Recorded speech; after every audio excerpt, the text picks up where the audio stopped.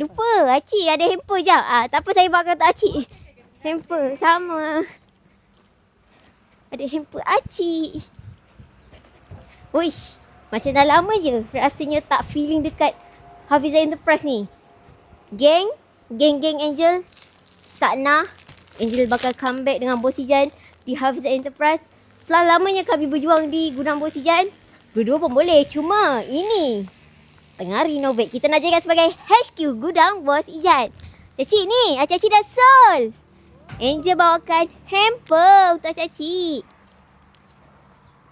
Kan? Ada. Dan Cacik bakal kita buat launching dekat HQ Gudang Bos Ijat. Cacik, get ready. Cik dah nak balik. Cuma Angel je tak boleh ikut Cik balik. Nanti siapa nak jual jati kat sini? Angel ikut Cik balik. Siapa nak jual jati kat Hafizah Enterprise?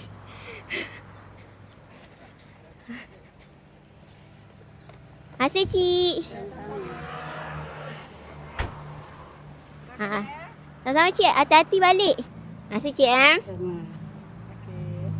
Tak maaf Cik Apa yang sol ni? Acik datang dari jauh tadi kan. Kisahnya Acik dah sampai situ kan. Acik terbreak pasal Acik terus patah balik pergi kat Hafizah Enterprise. Untuk pengetahuan Acik, Hafizah Enterprise bakal bertukar wajah. Dan ini bakal jadi HQ Gudang Bos Ijat untuk Acik. Jadi Acik dah soul dengan Angel. Hai. Datang lagi Acik. Untuk Acik yang dekat luar sana, dah ada perabot jati belum?